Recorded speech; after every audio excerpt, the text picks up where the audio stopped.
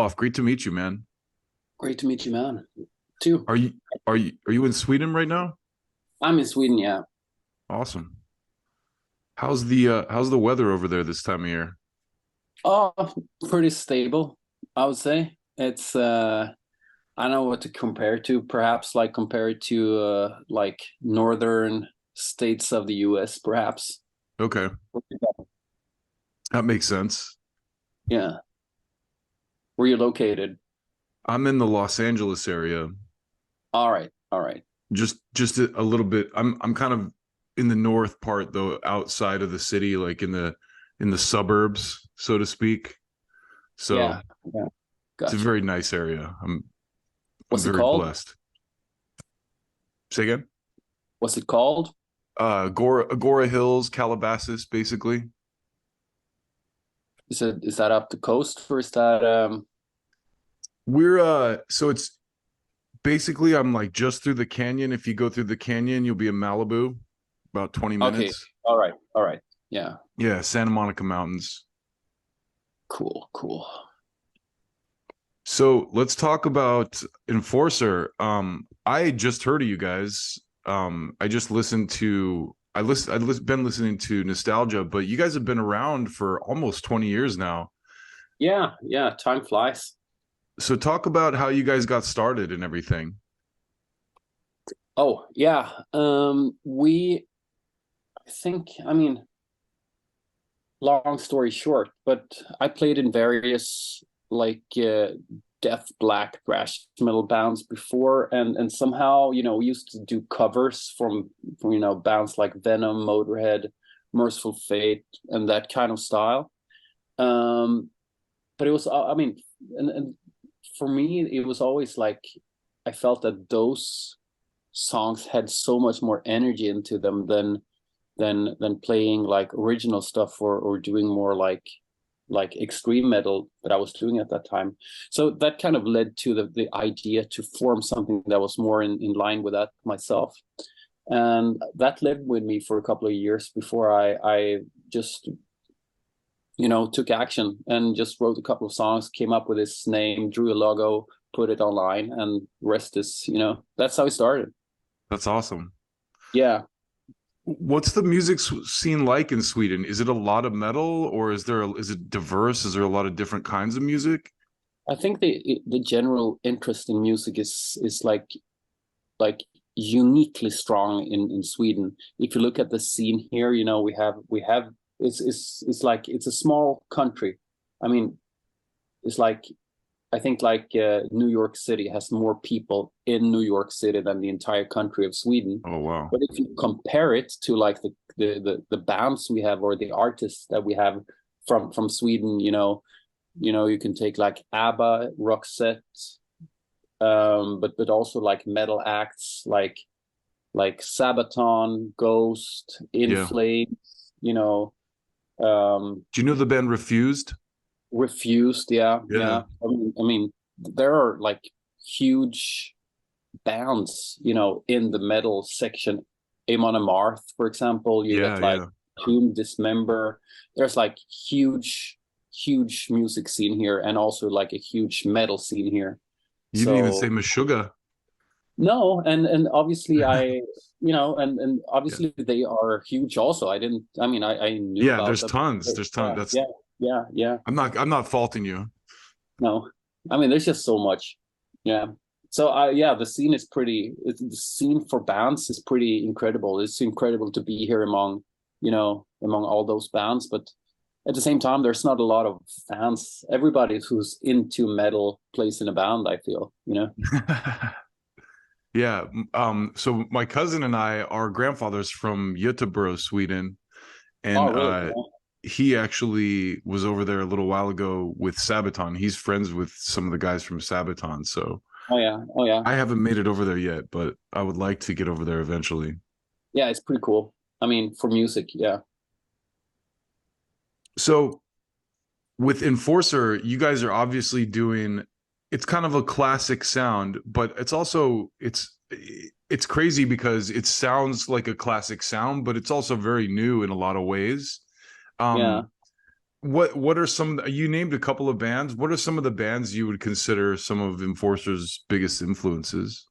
I mean, yeah, some of the bands that I mentioned was like when, Merciful Fate, Motorhead, Exciter, Venom, stuff like that was like what inspired me to form the band and to form the sound in the first place. But since that, I'm inspired by everything. Like, you know, but I'm listening and getting inspired by mostly other kinds of music, honestly, that I kind of try to that I kind of, I try to make it fit within our sound. Mm-hmm. So bands that I listen to a lot are bands like Foreigner, Boston, Europe, Awesome.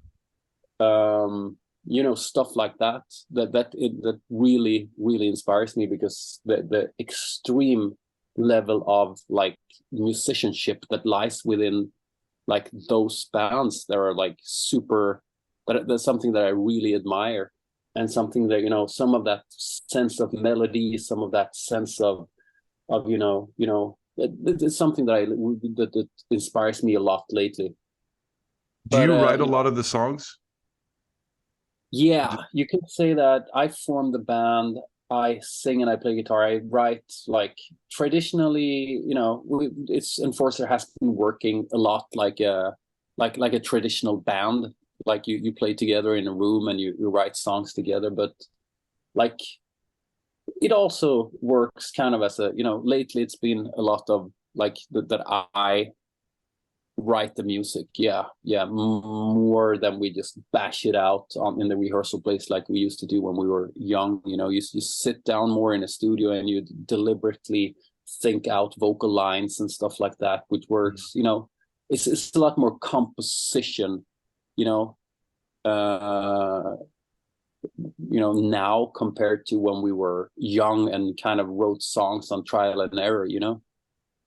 It's the reason I asked is because you mentioned Foreigner, and that's a band Yeah, that it's one of those. They're one of those bands that I didn't really think that much about, and then I started listening to them a little bit, and yeah, just yeah, the amount of hit songs that they have is yeah, amazing, and they're all great songs that I completely yeah. didn't even think about. I admire Foreigners so extremely much. It's like for everything they've done, honestly, and Yeah, everything from like power ballads, radio ballads, to straight up heavy metal songs. So that's like everything in between. yeah, they're a great band, and it's Yeah, they're kind of like a sleeper band for people my age because I'm like a little bit older or a little bit younger. Like they were a little bit before my time, but yeah, also not like they're yeah. when I hear their songs, it's like I remember all these songs from my childhood. And they're not big in Europe either. They're much more a thing in the US. You can still find their music on jukebox over the US and stuff like that, but you normally don't hear it in Europe. Yeah, that's crazy. That's cool that you mentioned them. Yeah, So yeah, about your new album, Nostalgia, which is a great name. I was really drawn into the record by the cover. So I wanted to talk to you a little about that. sure. How did you do how did you commission that, or like it's a really cool album cover. Yeah, thanks. No, that it's a painting done by a guy called Adam Burke out of Portland, I think. Okay. And I contacted him because I saw his Instagram and I saw that he was like doing a lot of stuff that I really thought was really cool.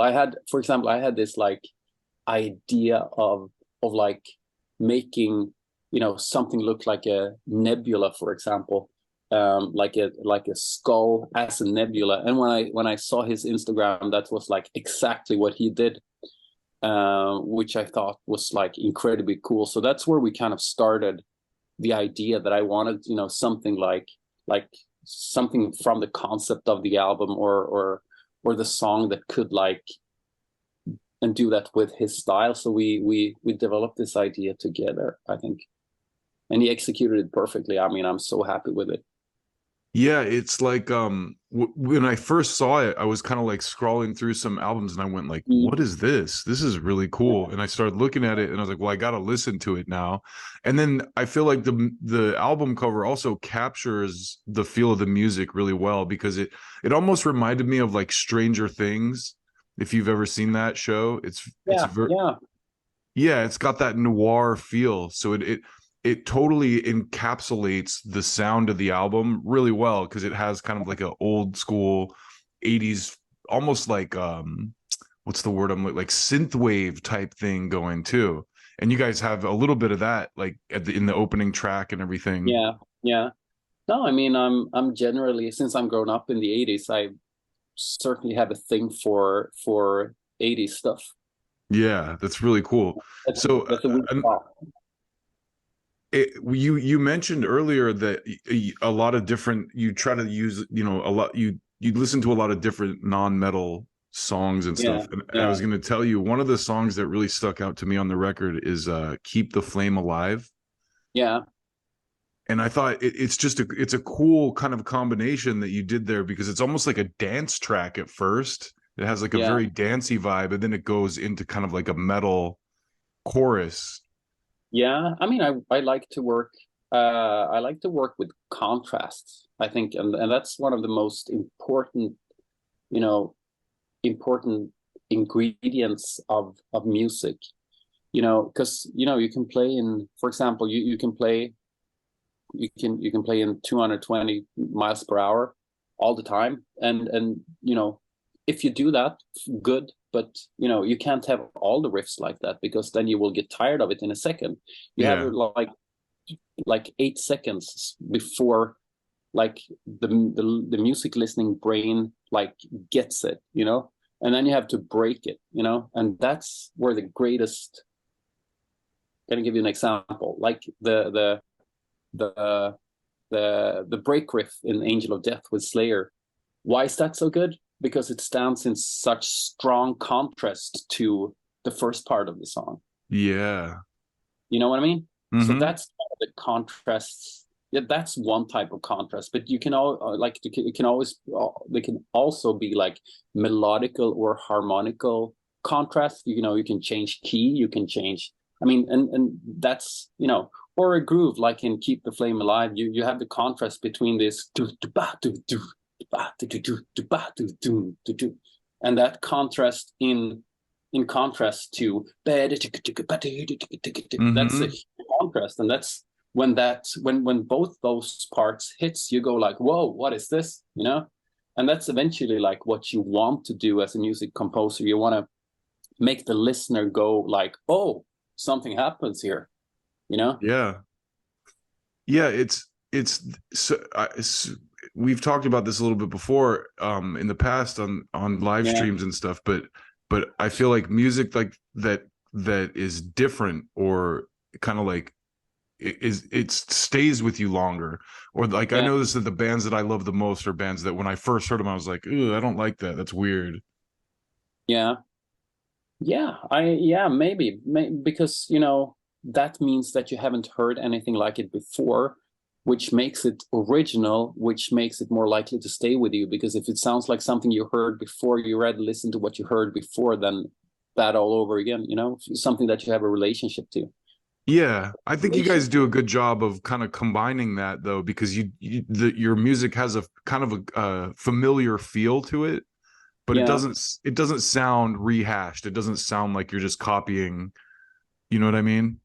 yeah. No, I mean, I like '80s metal, but I don't want to copy anything. I don't want Hmm. to do something that's already been done. I want to have my unique touch to it. I want to get you to feel what I feel when I listen to Dio and Scorpions, Love it. because when I listen to that's the feeling I want you to have when you listen to Enforcer. And that's why I take that and I tried my best to do like original songs, but that mediates the feeling, or actually like the feeling that I had when I was listening to Metallica as like a 5-year old and got totally sucked into it, Hmm.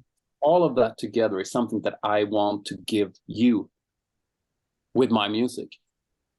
That's amazing. Yeah. Yeah. So there's another song too that have you ever heard the band the Mars Volta? Uh, I've heard about it, and I've Okay.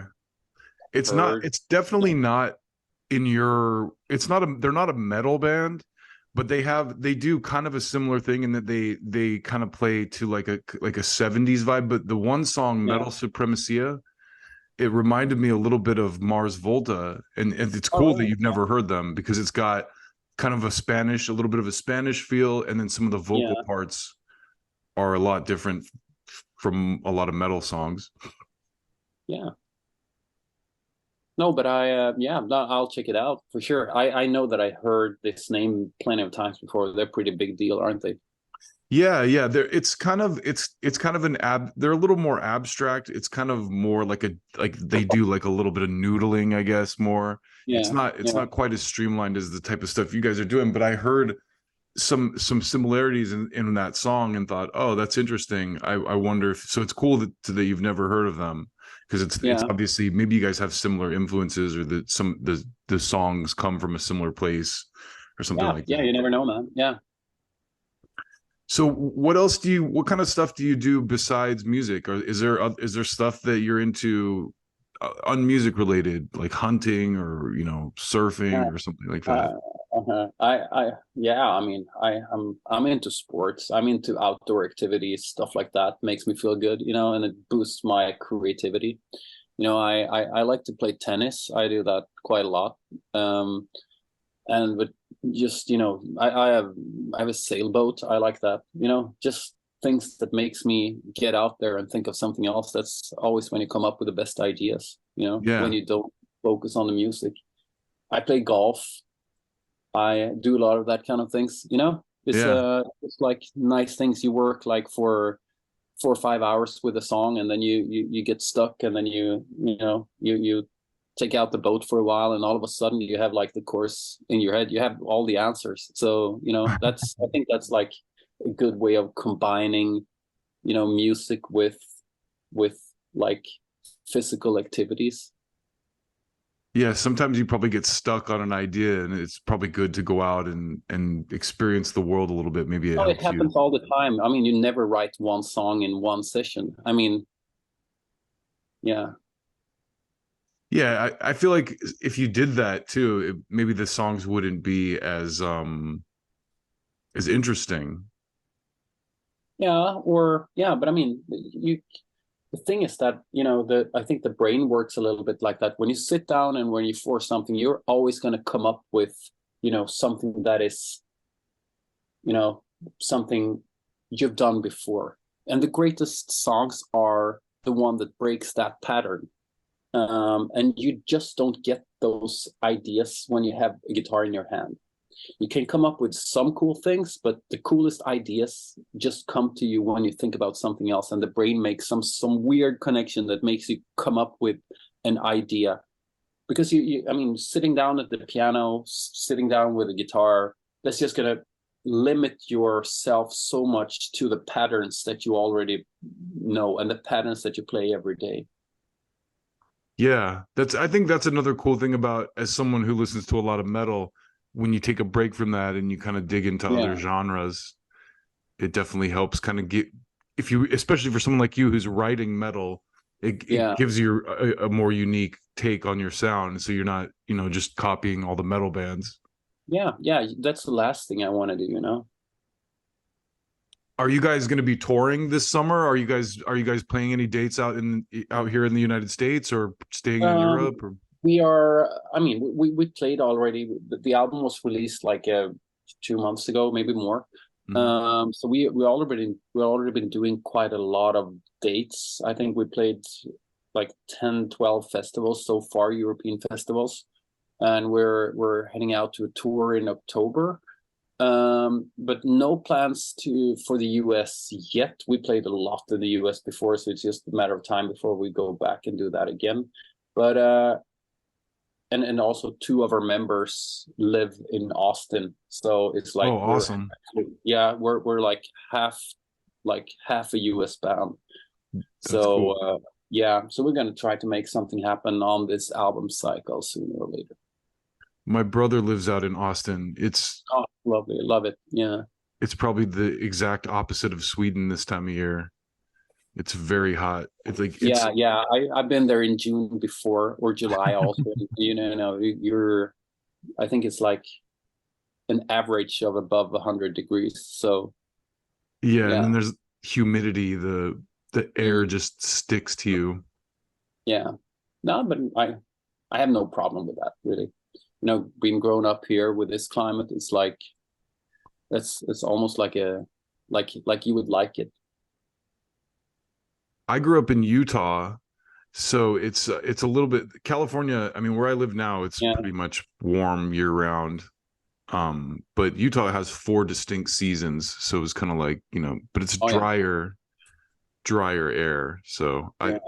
I doubt it's similar to Sweden. I would imagine Sweden's climate's probably more like Seattle or Nah, I would say more like maybe Minnesota or something. okay, okay. Yeah. We have a guy out there. Yeah. Just weather wise, I think. But Utah is that's like mountain area, isn't it? Yeah. Yeah. So Yep. you have pretty high altitudes over there. Yeah. Desert and mountains. Yeah. I don't think we played in Utah, but we traveled through Utah many times. Well, I know we don't have a huge audience with Brutal Planet, but I know that our audience will love you guys' music. And I'm Oh, wait a second. Salt Lake City, is that Utah? Salt Lake City. Yep. Oh, we played there many times. Yeah. Yeah. Oh, okay. Yeah. Yeah. There's a huge music base in Salt Lake City. Bands love going there. It's one of those places where there's not a lot to do. So music is like, if a band comes to town, it's like a huge deal. Yeah. No, I really like it there. We had some good shows there, and it's also like a pretty solid scene there with, for traditional metal. You there's like a whole like movement of bands from Yeah. there in our age and stuff like that. People we've been like networking with for a long time. Seeing guys from the band Visigoth, they're from there, I think. Okay. Pretty good band, yeah. Yeah, there was when I was growing up, there was a lot of hardcore, like straight edge type bands coming Yeah. out of Utah. But there's always been a good music scene. A couple of bands. Have you ever heard of a band called The Used? Not, yeah. Oh, is that no. No, I don't. Maybe just a name. I always kind of thought they were copying their name from Refused, but Yeah. they came from the same kind of era. It's kind of like a screamo rock band, but like them, and there's a band called Imagine Dragons that I'm sure you probably heard of that kind of got their start there. And then the Killers are from Vegas, but the singer is Mormon, which Oh yeah. is what Utah is famous for. So Yeah. My grandmother's brother moved to Utah and converted to Mormon. so it's interesting. Eric and I, our grandfather, he Yeah. moved to Utah. Well, he immigrated to the U.S. from Sweden. Yeah. And so his name is like on the plaque at Ellis Island and everything. But he Yeah. moved to Utah, and he was like a sheep herder or something when he Yeah. first moved there. But then he built this he part of his he was like World War II era, like helped build this Yeah. steel plant and worked his whole life there. And my Yeah. uncle worked there, and so it's like we're totally the children of Swedish immigrants. Yeah. No, so I should also have like second cousins in Utah still. We unfortunately he died. Well, he was born in like 1910 or something, so it's not.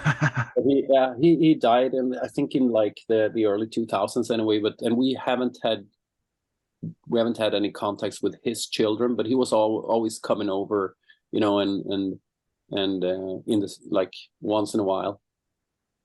There's a Utah Sweden connection, I feel like. Yeah, yeah, definitely. So I don't want to keep you too much longer, but I guess another thing I like to ask people about is just like, what do you see in the future outside of, obviously this touring cycle and this album cycle? Are you guys the type of band that every couple years tries to put an album out, or do you have any plans beyond the next year or so? We've put out we put out 6 albums in 15 years. Damn. So that makes an average of 2 comma something years per album. Hmm. So I don't know. I'm writing a new album. I've been coming like pretty far on that. In between like all the live shows. So I mean, we'll see. I mean, I can't stop writing music. That's just like goes on autopilot for me. But recording it, making it an actual album, that's something we have to see about. I mean, it really depends on the market, depends on the momentum we can build. It depends on, yeah, yeah. Album 7. I mean, honestly, what can it do? Yeah, it's crazy. Like I said, you guys have been grinding for almost 20 years. Like your band Yeah, started in 2004.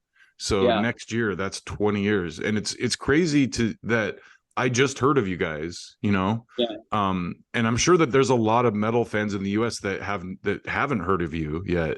Yeah, I mean, the US it's our biggest market. But it's also like a market that is like we just touched upon the surface, of the Yeah. US market. But it's really hard to reach there because it's like, so far traditional metal in the US, it's like there is a scene in like some cities, like Yeah.